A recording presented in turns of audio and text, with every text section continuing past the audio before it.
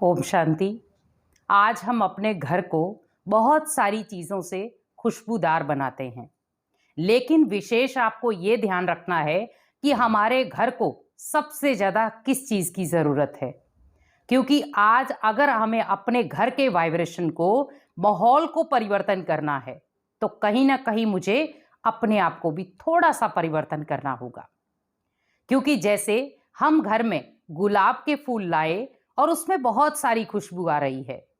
अब आप बहुत सारी खुशबू में या कई बार हम सेंट का प्रयोग करते हैं, तो जब आप उस सेंट को छिड़कते हैं आपके घर में, पूरे घर में खुशबू फैल जाती है और हम कहते हैं फलाने के घर में इतनी अच्छी खुशबू आ रही थी, या उसने बाग जो बगीचा लगाया उसमें फूल जो आ रहे थे वो इतने खुशबू वाले थे कि जो मन को इतना इतना आनंदित कर दिया। तो वैसे ही सोचो कि जब हमारे अंदर से पॉजिटिविटी का एक एक फूल खिलता चला जाएगा तो पूरा ऑरा मंडल कैसा हो जाएगा? प्योर। क्योंकि घर की शुद्धि के लिए पहले मन की शुद्धि होना बहुत जरूरी है। घर का वातावरण पावरफुल, शुद्ध तभी बन सकता है जब आपका मन शुद्ध होगा। आपने घर का शुद्धिकरण तो कर लिया, लेकिन घर का जो वातावरण था उसका शुद्धिकरण नहीं किया।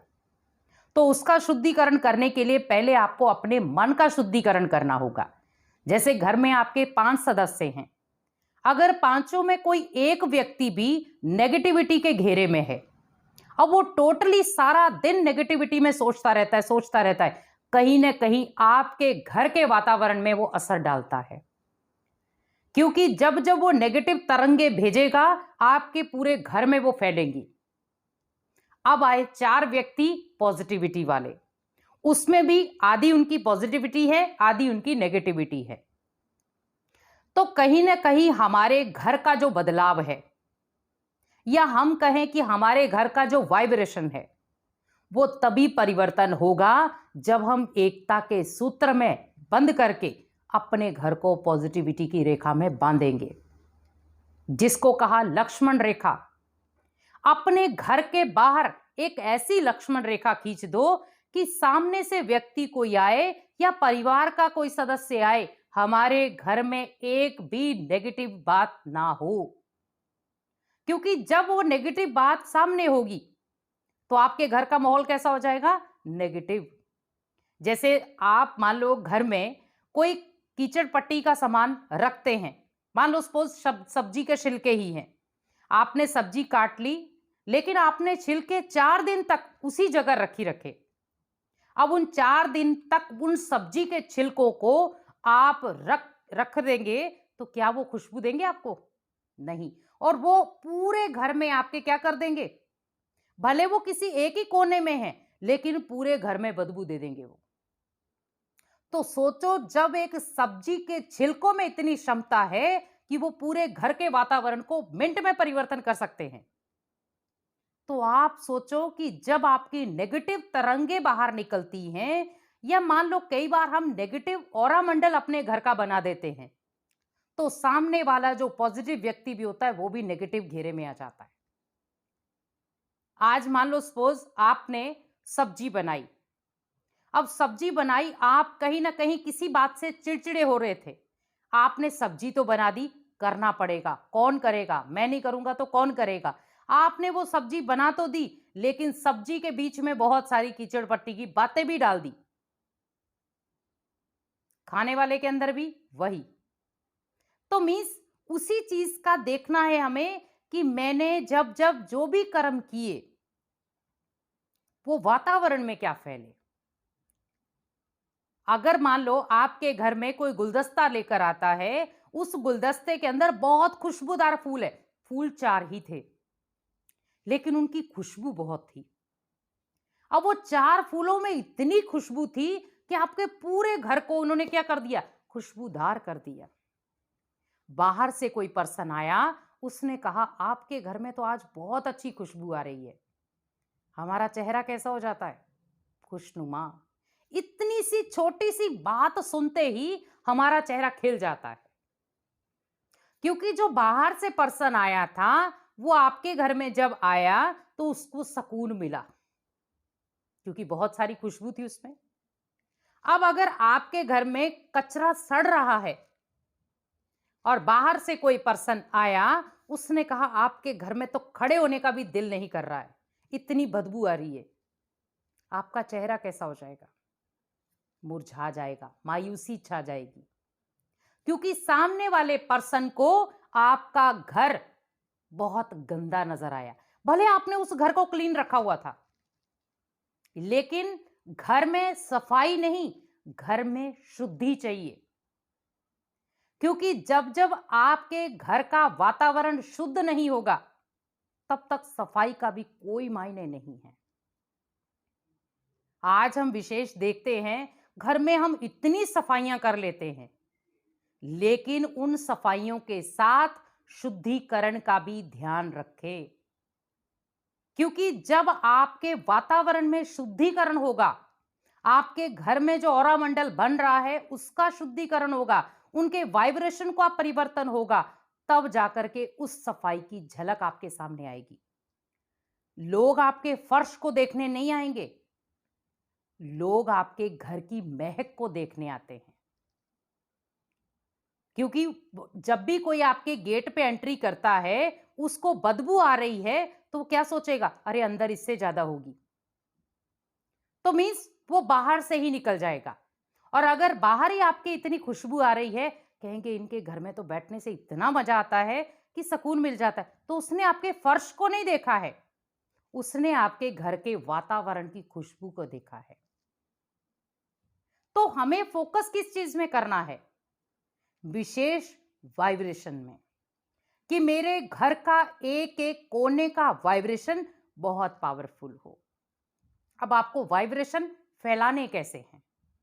आप जब मान लो आप ज्ञान में हैं, तो आप मेडिटेशन का सहारा लेकर अपने घर को डेली अच्छे अच्छे वाइब्रेशन दें कि मेरा घर बहुत स्वच्छ है, मेरे घर में स्वर्ग है, मेरा घर स्वर्ग से भी सुंदर, घर में रहने वाले सब देवी देवताएं, और ये सोने की चिड़िया वाला वो घर है जहां पर हर डाल डाल पर सोने की चिड़िया थी।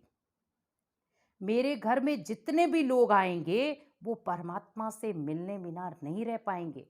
मेरे घर में डेली परमात्मा आते हैं और आकर के मेरे घर को क्या बनाते हैं? खुशबूदार। मेरे घर के वाइब्रेशन को क्या बनाते? पावरफुल।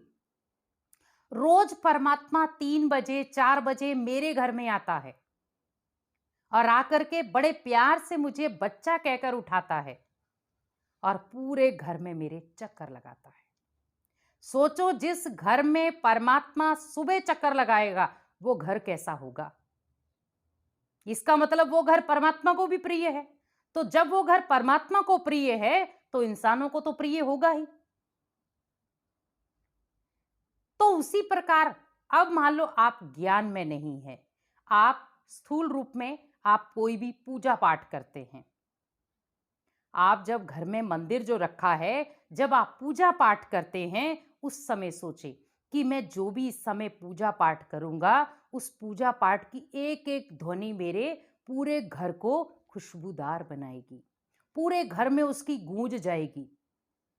और जो मैं अगरबत्ती जलाऊंगा, दीपक जलाऊंगा, उसकी रोशनी और उसकी खुशबू कोने कोने में जाएगी और मेरे घर के वाइब्रेशन जहां अशांति के थे वहां शांति में परिवर्तन हो गए, जहां पर दुख के थे वहां सुख में आ गए, जहां कोई बीमार था, रोगी था, वो निरोगी बनने की कामना करना शुरू हो गया।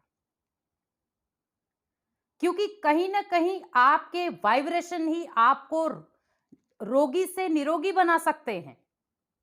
क्योंकि हम कई बार एक ही बीमारी को घसीटते चले जाते, बीमारी फिर और बढ़ जाती है। कोई बात नहीं, शरीर है, शरीर को बहुत सारी बीमारियां आएंगी भी, लेकिन अगर हम उन बीमारियों से डरना शुरू हो गए तो फिर हम बहुत सारी परिस्थितियों से लड़ेंगे कैसे? तो उसमें आपका घर मददगार बनेगा, घर के वातावरण मददगार बनेगा।